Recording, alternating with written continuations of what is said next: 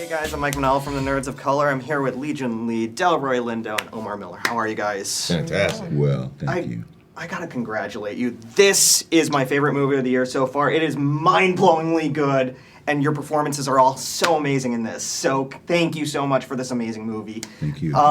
Lee, if I could start with you first. As a huge fan of yours, I got to hear you sing in Babylon, and I think you have an amazing voice in a movie so centered about on music and focused on music.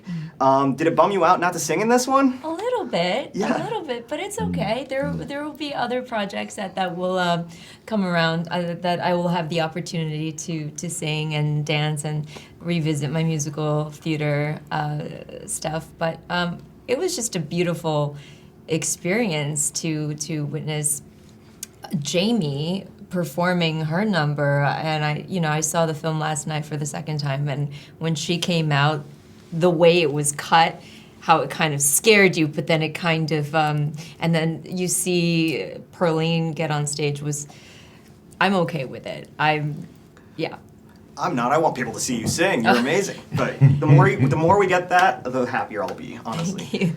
Delroy, if I can go to you next. You are a living legend, sir. All your work, your collaborations with Spike Lee, from a POC standpoint, they have influenced the way that we look at black culture, both in entertainment and in our day-to-day lives. And I can't thank you enough for that. Now you're working with another amazing filmmaker who has done so much for black culture and POC culture in general. Can you describe any of the takeaways that you got from Ryan? Did that influence your thoughts and your opinions on how we see the culture today?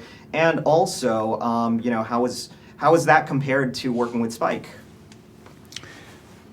If I take half a step back from the experience, from being in the experience, I take a half a step back. It feels like, not to be glib about this, but there's a certain element of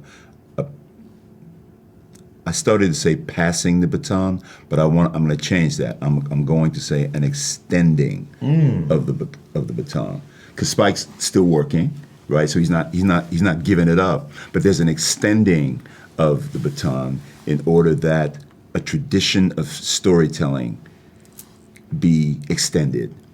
So it goes on some level from Spike to Ryan, and Ryan is reinventing in his own image his way of storytelling. And it feels fabulous to be a part of that.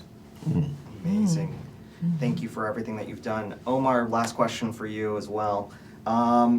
Your cornbread goes through the ringer in this, And I love the makeup effects on you. That's the best thing about doing a horror movie. How did it feel to get into that, and how long did that take? For me, it was a brand new process. I don't even wear makeup when I make movies. So I'm the kind of guy, I try to prepare, roll out of bed, and get busy. So for me to sit for 2 hours in a chair and get painted on was a different sort of experience that I can put in my toolkit now. Now I'm aware. So it was tough because there was different versions of the effects, because at various points the character heals, and so it gets less and less. But all of them were restrictive. But it was well worth it, It was well worth it. Very gory, so that was a different thing for me too, But I can't say enough about how excited I am for people to see the film, because Sinners on the big screen is a ride. Hell yes.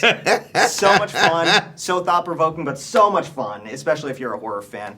Guys, thank you so much for your time. Thank you for this phenomenal movie, and thank you for all that you've done for people of color everywhere. Hey, man. Well, that's all right. Thank you. Thank you Give very me a much. handshake with that one. Thank you, guys. Thank you. I got you. Thank you all. Almost had to have my pull them in. Boys, professional artists and professors. Maybe a nerd who's just like you, talking about the things that you like too. So I invite you to the NOC.